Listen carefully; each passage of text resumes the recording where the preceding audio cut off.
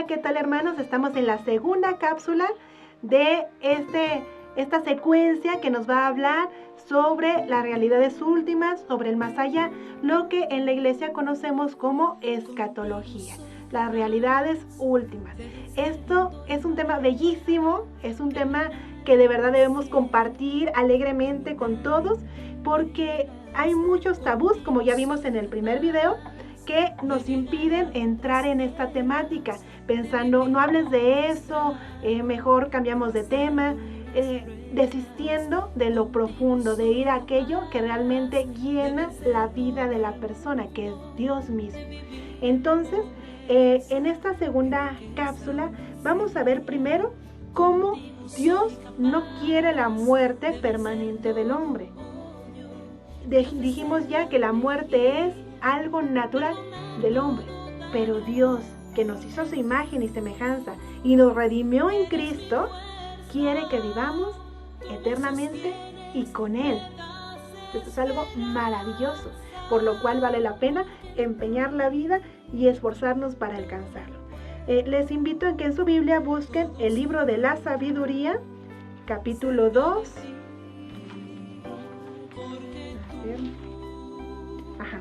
Sabiduría 2, 24.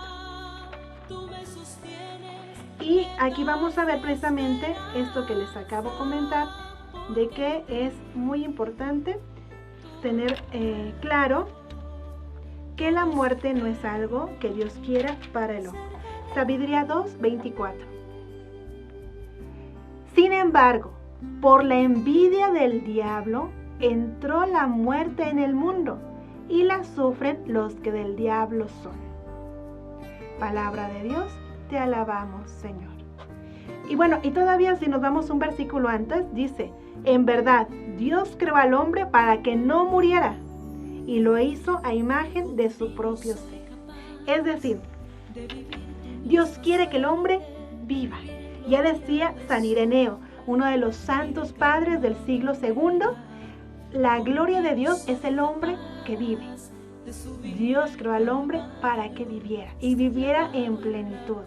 Y vivir en plenitud significa que todo nuestro ser, nuestras capacidades, nuestros talentos estén encaminados al bien supremo, porque eso nos va a dar total felicidad. Nos va a permitir realizarnos, porque si nosotros empleamos nuestros talentos para el mal, jamás tendremos la realización, la bendición, el bien interior que da el hacer buenas obras. Es decir, con lo que Dios nos da, yo puedo decidir hacer lo bueno o hacer lo malo. Pero si decido por lo bueno, la recompensa es una bendición eterna, porque a fin de cuentas, esa es la voluntad de Dios. Entonces, dice aquí que por la envidia del diablo entró la muerte al mundo. ¿Por qué? Porque aunque no es propio de la naturaleza, Dios quiere que el hombre, ya lo había dicho antes, viva. Por lo tanto, cuando nosotros hablamos de resurrección, cuando hablamos que no se acaba todo después de morir, entonces tenemos una certeza fundamental de todo esto. Ya en el Antiguo Testamento vemos que ya poco a poco el hombre va entendiendo que el fin último del hombre no es el Sheol, es decir, el lugar de los muertos, sino que hay una esperanza para aquellos que son justos, para aquellos que temen al Señor, es decir, aquellos que cumplen su voluntad. Pero nosotros ya en el Nuevo Testamento tenemos una certeza. ¿Cuál es? La resurrección de Cristo. Nuestra fe en la resurrección se basa en la resurrección de Cristo. Y así como Cristo resucitó, también nosotros resucitaremos con Él.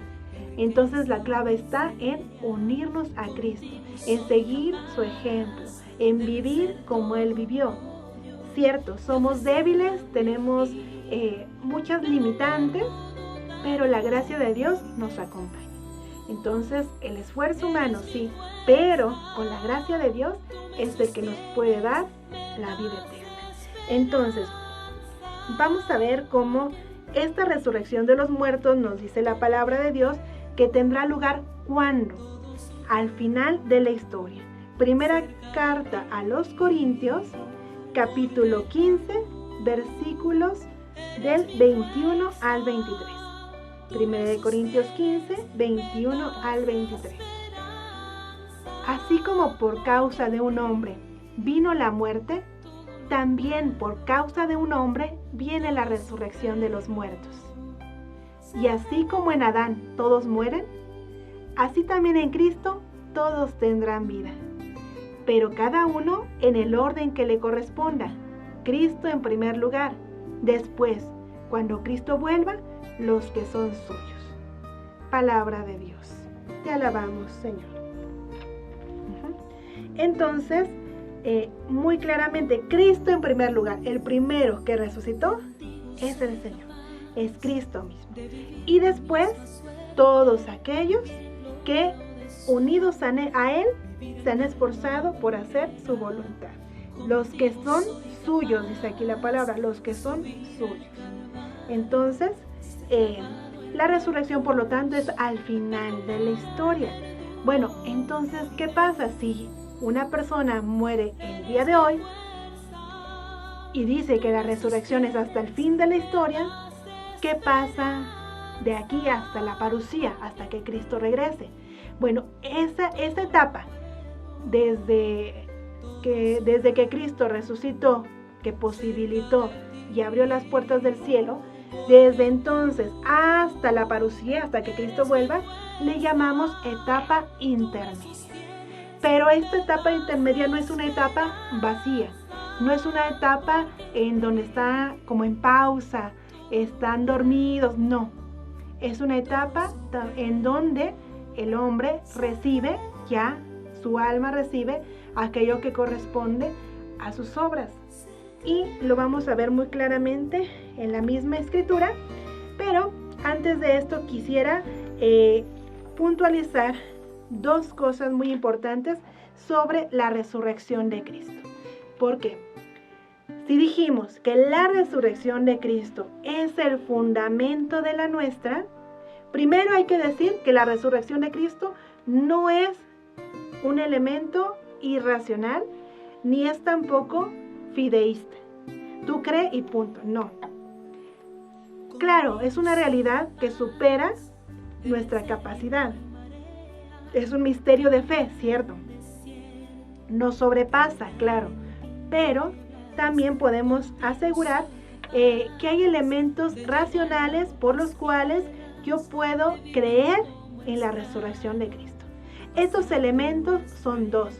Primero, el sepulcro vacío. ¿Por qué? Es verdad que no solo creemos en la resurrección porque hay un sepulcro vacío, pero sin el sepulcro vacío no podríamos creer en la resurrección. Es decir, si tuviéramos los restos de Jesucristo, ya no podemos hablar de resurrección. Entonces, un primer elemento es eso, el sepulcro vacío. Marcos 16, del 1 al 8. Pasado el sábado, María Magdalena, María, la madre de Santiago, y Salomé compraron perfumes para perfumar el cuerpo de Jesús. Y el primer día de la semana fueron al sepulcro muy temprano, apenas salido el sol, diciéndose unas a otras: ¿quién nos quitará la piedra de la entrada del sepulcro? Pero al mirar, vieron que la piedra ya no estaba en su lugar. Esta piedra era muy grande. Cuando entraron en el sepulcro, vieron, sentado al lado derecho, a un joven vestido con una larga ropa blanca. Las mujeres se asustaron, pero él les dijo: no se asusten, ustedes buscan a Jesús de Nazaret, el que fue crucificado. Ha resucitado, no está aquí. Miren el lugar donde lo pusieron. Vayan y digan a sus discípulos y a Pedro: Él va a Galilea para reunirlos de nuevo. Allí lo verán tal como les dijo. Entonces las mujeres salieron huyendo del sepulcro, pues estaban temblando, asustadas, y no dijeron nada a nadie porque tenían miedo. Palabra de Dios, te alabamos, Señor. Bien, Entonces, estas mujeres que madrugan el primer día de la semana para ir a ungir el cuerpo de Jesús, resulta que no había ningún cuerpo para ungir y que fueron las primeras testigos al entrar al sepulcro de que no estaban. Miren el lugar donde lo pusieron. Y miren el lugar donde lo pusieron. Es decir, aquí no está. Entonces, el sepulcro vacío es la prueba contundente de la resurrección de Jesús. Y bueno, prueba contundente en el sentido de que no hay cuerpo. Si no hay cuerpo, entonces lo primero racionalmente sería decir, bueno, entonces ¿dónde está? ¿Quién se lo llevó? ¿Quién se lo robó? Pero hay otros elementos que nos ayudan a ver que nadie se lo llevó. Primero, porque estaba sellado.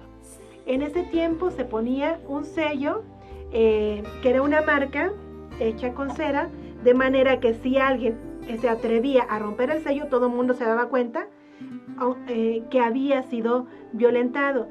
Además de que tenía una pena legal por hacer ese tipo de cosas, o sea, estaba prohibido. Había también unos soldados vigilando, es decir, ¿cómo pudo haber pasado teniendo todo esto para evitar precisamente que el cuerpo sea robado? Entonces, llegar,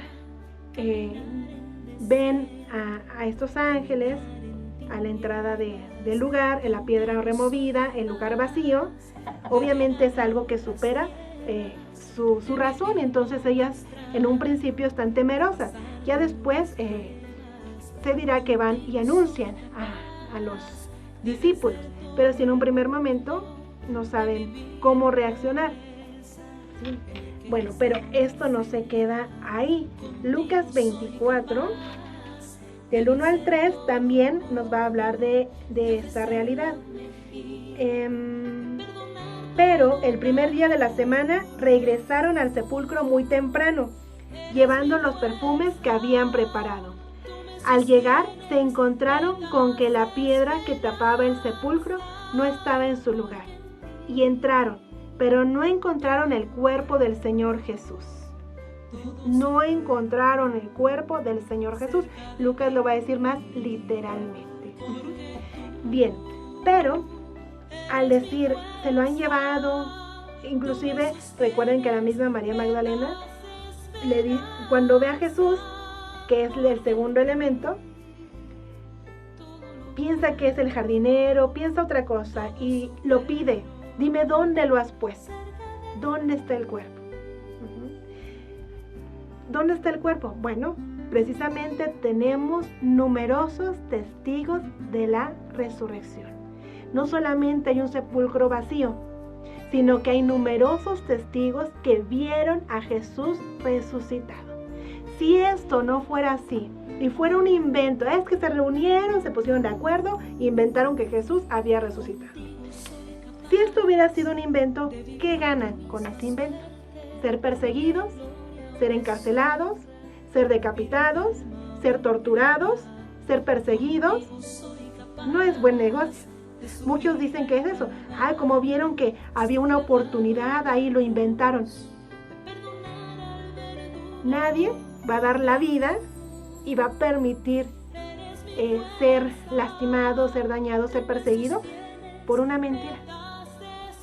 Son testigos de la resurrección dispuestos a sufrirlo todo por aquel que dio la vida por ellos, por aquel que vieron vivo, lo vieron resucitar. Inclusive recordemos que entre sus mismos apóstoles, en la primera vez que se reunieron, no se encontraba, Tomás. Y el mismo Tomás, que es apóstol, lo dudó, porque no es algo fácil. Sin embargo, fue testigo también de la resurrección. Veamos el Evangelio de Lucas, ahí mismo, capítulo 24, del 33 al 35. Sin esperar más, se pusieron en camino y volvieron a Jerusalén. Está hablando de los discípulos de Maús, donde encontraron reunidos a los 11 apóstoles y a sus compañeros, que les dijeron: de veras ha resucitado el Señor y se le ha aparecido a Simón. Entonces ellos dos les contaron lo que había pasado en el camino y cómo reconocieron a Jesús cuando partió el pan. Palabra de Dios. Numerosos testigos de la resurrección que en situaciones muy diferentes y en lugares diferentes ven a Cristo resucitado y vuelven para contarlo a los que seguían también a Jesús. Entonces, nuestra resurrección se basa en la resurrección de Cristo. Y la resurrección de Cristo tiene dos elementos racionales para nosotros poder entender esta realidad, este misterio de fe: sepulcro vacío y aparición. Muy bien, síganos en nuestra próxima cápsula, en donde vamos a explicar ya propiamente lo que es el cielo.